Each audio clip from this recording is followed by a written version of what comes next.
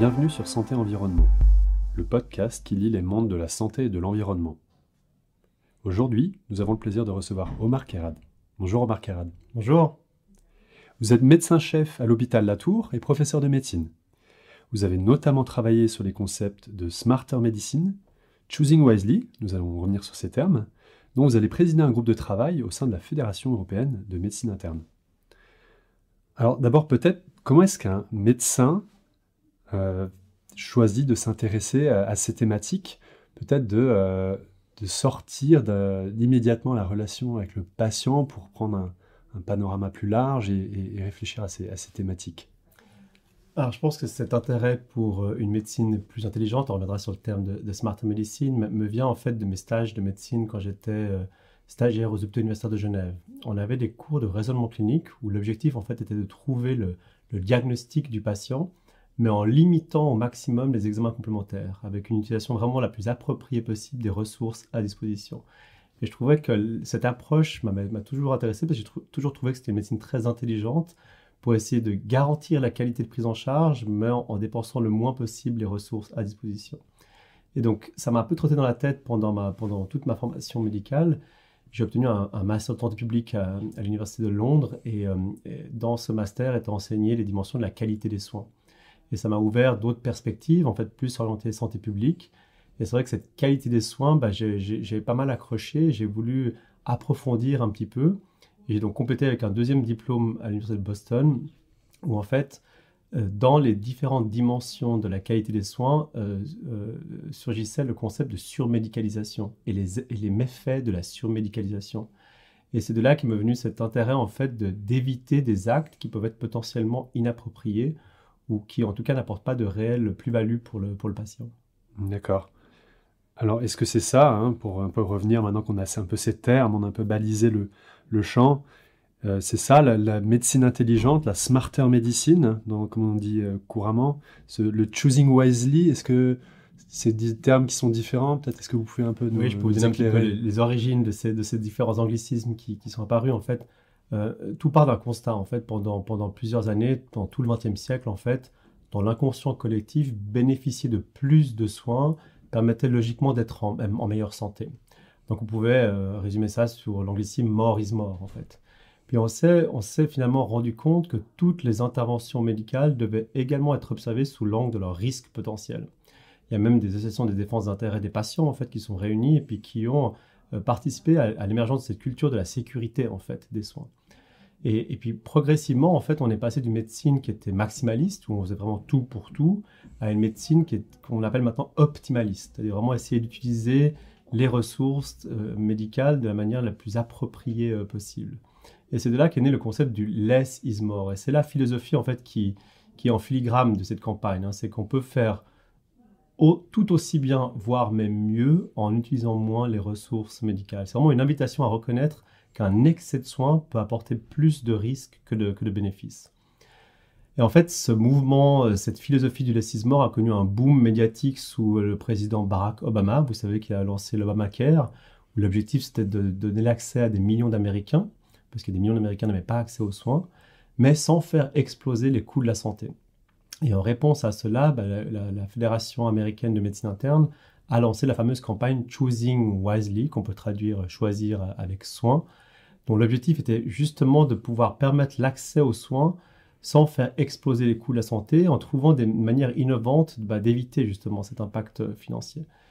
Et ils ont lancé la campagne Choosing Wisely, et la pierre angulaire finalement de la campagne Choosing Wisely, c'est la publication de listes, de top 5 listes d'actes médicaux jugés potentiellement inutiles par les médecins eux-mêmes. Donc c'était vraiment un changement de paradigme parce que les médecins eux-mêmes devaient identifier des actes médicaux auxquels ils avaient souvent recours, mais qui n'apportaient au pire pas d'avantage, ou au mieux qui étaient inutiles, puis au pire qui étaient potentiellement néfastes en fait pour le patient. Vous pouvez donner des exemples peut-être? Alors dans la liste Choosing Wisely qui a été ensuite reprise par la Smarter Medicine, en fait ce qui ressort dans la médecine ambulatoire, c'est par exemple ne pas donner d'antibiotiques en cas de sinusite aiguë. Ça c'est un exemple emblématique parce qu'on sait que les antibiotiques ne marchent pas contre les infections virales et qu'on expose le patient à des potentiels effets secondaires du médicament. Ce sont des examens radiologiques avant des interventions chirurgicales parce que finalement ça n'apporte pas de réels bénéfices et là encore une fois on irradie le patient inutilement. Il y a tout un tas de listes, bien sûr. Vous pouvez vous référer au site internet. Il y a l'utilisation inappropriée de sédatifs, hein, les benzodiazépines qu'on surprescrit dans les différents systèmes de santé, les inhibiteurs de la pompe à protons qui sont des médicaments antiacides. Enfin, on a choisi volontairement des top 5 listes, alors qu'en fait, on pourrait finalement décliner ça à l'infini, hein. On pourrait tout remettre en question, mais c'était initialement pour sensibiliser le monde médical et puis pour qu'ils puissent retenir en fait ces top 5 listes. Et c'est vrai que c'est là où est entré finalement en compte la Smarter Medicine, parce que Choosing Wisely a été lancé aux USA en 2012, et 2 ans plus tard, la Société suisse de médecine interne générale a lancé la campagne Smarter Medicine, qui depuis est devenue d'ailleurs Smarter Medicine Choosing Wisely Switzerland, pour bien faire comprendre qu'en fait c'est l'extension en fait du mouvement Choosing Wisely qui est devenu maintenant un mouvement international, parce que la plupart des pays finalement ont emboîté le pas et ont publié leur propre top 5 list. Et ce qui est intéressant de voir, c'est que c'était un mouvement qui partait des internistes généralistes. Mais maintenant, toutes les spécialités, en fait, hein, toutes les sociétés savantes ont également publié leur propre top 5 list selon leur propre perspective, en fait. Mhm. D'accord, donc ils sont quand même assez entremêlés, puisque même jusqu'au nom de Oui, l'association maintenant, suisse. la Smart Medicine est devenue une antenne sous le Choosing Wisely à l'échelle helvétique. Et puis, ce qu'on discutait un peu en préambule, c'est que plus récemment est venu encore un autre anglicisme, c'est le mouvement Choosing Greenly. En fait, parce qu'on s'est rendu compte qu'on pouvait apporter une dimension écologique avec l'impact environnemental de nos soins.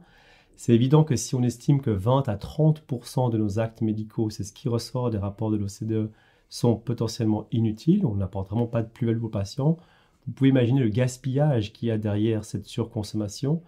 Et effectivement, le mouvement maintenant Choosing Greenly essaye d'évaluer en fait l'impact environnemental de notre excès de soins. Et c'est intéressant de voir qu'il y a maintenant une nouvelle définition du coût qui est apportée aux patients, parce que historiquement, c'est vrai qu'on est dans une logique de durabilité économique, on essaie d'éviter des actes médicaux pour essayer d'éviter de faire exploser les coûts de la santé, puis on apporte maintenant une dimension écologique. On essaie d'éviter l'impact environnemental que peut avoir cette surmédicalisation sur la santé même des patients. On parle beaucoup de l'urgence climatique et de l'impact que ça peut avoir sur la santé avec les canicules, les maladies infectieuses émergentes, hein, les infections virales. Mais maintenant, on est en train de se rendre compte également que notre système de santé a un impact majeur sur le climat. Hein, on estime que 5 à 6% des émissions des gaz à effet de serre sont directement liées à nos systèmes de soins. Donc là, il y a beaucoup de place pour de l'amélioration également, et c'est sûr qu'il y a les deux mouvements, Choosing Wisely et Choosing Greenly, se rejoignent, parce qu'on veut éviter des actes qui sont inappropriés, qui sont potentiellement néfastes pour les patients et même à l'échelle des populations. Choosing Greenly, notamment un projet porté par les HUG pour réduire les impacts des projets comme la dialyse, l'anesthésie sur... Exactement, sur c'est vrai que les l'environnement. HUG ont fixé des objectifs de soins éco-responsables, et dans ces objectifs, le mouvement Choosing Greenly, on l'espère, va jouer un rôle un peu de catalyseur pour aider finalement l'implémentation de ces mesures à l'échelle des institutions. Mhm. Alors, dans un concept tel que Smarter Medicine, on voit bien la place du médecin. Qu'en est-il du personnel de santé qui gravite autour? Quel est son rôle dans une telle approche? Alors c'est une très bonne question, parce que c'est évident que si on veut avoir un impact global, il faut que tous les acteurs de la santé soient concernés. Il faut une révolution culturelle de la consommation des soins de tous les acteurs. Alors c'est évident que ça a commencé par le monde médical, mais maintenant c'est en train de s'élargir en fait aux autres acteurs de la santé. Alors c'est sûr qu'on est vraiment axé sur les soins. Donc on a pour l'instant les autres acteurs, c'est tous les soignants en fait, hein, que ce soit les infirmières, les aides-soignants, les transporteurs dans les hôpitaux, qui participent à la prise en charge du patient. Et c'est en axant en fait sur la qualité des soins qu'on arrivera probablement à fédérer ces corps soignants, parce que si on arrive avec que les arguments économiques, on risque une levée de bouclier qui peut être légitime, parce qu'il y a l'ombre du rationnement qui se cache derrière tout ça. Alors que l'objectif de la Smart Medicine, c'est justement d'éviter le rationnement, mais de favoriser la rationalisation des soins. Et quand on regarde sous l'angle de la qualité des soins, c'est beaucoup plus facile de fédérer les soignants. Je vous donne un exemple concret qu'on a mené au sein de l'hôpital de la Tour où je travaille. C'est que dans ces fameuses top 5 listes, surtout pour la médecine interne hospitalière, il y avait les sondages urinaires. On s'est rendu compte que les patients qui étaient hospitalisés avaient une chance sur 5 d'avoir une sonde urinaire. Alors parfois c'est approprié, mais parfois c'était plus pour des raisons de commodité. Or, ça expose à des infections urinaires. Et ça a été prouvé dans la littérature.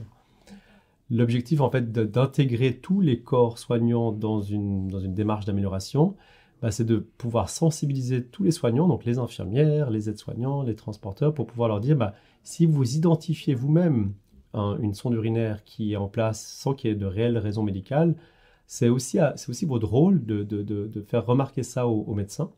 Et en utilisant une sorte d'éducation très, très basique et pragmatique, on a utilisé des flyers en fait pour sensibiliser les différents corps soignants. On a pu réduire de 15 à 20% le nombre de sondes urinaires au sein des services de médecine interne de l'hôpital de la Tour. Donc on voit qu'en fédérant en fait les différents corps de métier, c'est beaucoup plus facile d'avoir un impact significatif. Donc, vous parlez d'une révolution culturelle. On comprend donc que certains de ces freins sont vraiment dans nos modes de pensée, nos us, nos coutumes. Quels sont plus généralement les freins à l'adoption plus large d'une approche de Smarter Medicine? Alors, effectivement, il y a toujours des barrières et on sait à quel point c'est difficile d'accompagner le changement des pratiques. Alors, les médecins, comme tous les êtres humains, en fait, souffrent de biais cognitifs, hein. Et probablement que le biais cognitif le plus important, c'est l'illusion thérapeutique. On a toujours l'impression qu'on surestime les effets bénéfiques d'une intervention médicale et qu'à l'inverse, on sous-estime les effets secondaires. Et ça a été évalué parce qu'on a questionné en fait des patients en leur demandant si, lors de dépistage par exemple, ou lors d'interventions médicales, on leur parlait des potentiels risques de surmédicalisation, de surtraitement. Et en fait, il n'y avait que 20% de la population qui avait déjà entendu parler juste de ces termes. Donc on voit que ce n'est pas un sujet qui est abordé lors de l'échange entre le patient et le médecin. Puis l'autre chose, c'est le biais d'action, hein. C'est vrai qu'on a toujours l'impression qu'il faut faire quelque chose. Quelqu'un est venu nous demander de l'aide pour un problème. C'est très difficile de se restreindre. Et on s'est même rendu compte que quand les recommandations sont publiées en médecine, et c'est vrai qu'on est toujours enjoué quand on a un nouveau médicament ou quand on a un biomarqueur qui nous permet de pouvoir mieux diagnostiquer une maladie, c'est beaucoup plus difficile de changer le comportement quand les recommandations recommandent de s'abstenir en fait. Et ça, c'est parce que c'est très dur de lutter contre ce biais d'action. C'est très difficile de sortir d'une consultation médicale et puis d'un médecin qui va vous dire finalement, juste vous rassurer et ne rien vous prescrire. Et puis l'autre élément important dans ces fameuses barrières, c'est le temps. Et ça ressort beaucoup des questionnaires d'évaluation qu'on avait envoyés aux différents médecins généralistes pour leur demander si d'une part ils adhéraient au mouvement et d'autre part s'ils l'appliquaient. Alors on s'est rendu compte qu'ils adhéraient. Dans plus de 90% des cas, les médecins adhèrent au concept même de la smart medicine, mais quand on leur demande s'ils appliquent ça vraiment en pratique clinique, il n'y a plus que 30% des médecins qui appliquent. Et là, il y a différentes barrières qui ont été citées. La première, c'est le temps et la pression du patient. Ils disent que expliquer à un patient de ne rien faire prend beaucoup plus de temps. Donner un traitement à un patient prend beaucoup moins de temps que d'expliquer qu'il faut se restreindre finalement. Et ça, c'est très bien illustré dans une étude qui avait été effectuée en France où finalement la prescription d'antibiotiques, le taux de prescription d'antibiotiques augmentait au fil et à mesure de la journée. Parce qu'en fin de journée, le médecin est fatigué, il a moins de temps à disposition et ça prend beaucoup moins de temps de prescrire l'antibiotique pour une infection des voies aériennes supérieures que d'expliquer et d'accompagner le patient dans la décision de se restreindre et de ne rien faire. Très, très illustratif, très, très clair. Alors, on a pu voir dans la presse récemment que le groupe Latour, je ne sais pas si c'est le groupe en tout cas, allait construire un pôle santé de grande envergure à Meyrin. Est-ce que les principes de Smarter Medicine y auront une place? Ah oui, effectivement, vous avez vu dans la presse comme moi hein, que le groupe Latour investissait dans un pôle santé. Alors, il faut savoir déjà que l'hôpital de la Tour est un partenaire de Smarter Hospital. C'est venu en fait récompenser tout un travail qui a été mis en place sous mon impulsion d'ailleurs dans les services de médecine interne générale, où on a implémenté des projets Smarter Hospital, où on utilise en fait des indicateurs qui sont extraits de nos programmes informatiques, et on a réussi en fait à pouvoir évaluer le comportement de prescription des médecins. On a choisi des interventions médicales qui sont listées justement dans les top 5 listes de la Smart Medicine. Et en fait, de pouvoir justement mesurer le comportement de prescription des médecins dans l'hôpital et ensuite de leur renvoyer cette information de manière éducative. Il n'y a rien de coercitif et de punitif là-dedans, c'est juste éducatif. Et en plus, de les laisser se comparer entre eux, donc il y a une comparaison par les pairs qui se met en place un peu naturellement, ça a permis de déclencher un changement. Et j'en veux pour preuve une étude qu'on a menée au sein de l'hôpital de la Tour, où grâce à cette intervention multimodale avec l'utilisation de tableaux de bord, la comparaison entre les pairs, puis bien sûr de l'éducation en continu, avec de la formation continue, on a pu réduire le taux de prescription de sédatifs, justement les benzodiazépines, et également le nombre de prélèvements sanguins durant le séjour hospitalier. Et donc là, il y a un double impact parce qu'il y a un aspect quantitatif, bien sûr, et en plus, ça permet de réduire les coûts de la santé parce qu'en diminuant le nombre de prises de sang, par exemple, on a un impact financier, mais également qualitatif parce que finalement, de moins prescrire des sédatifs, on sait que ça va moins exposer le patient à un risque de chute, de délirium, d'effet paradoxal.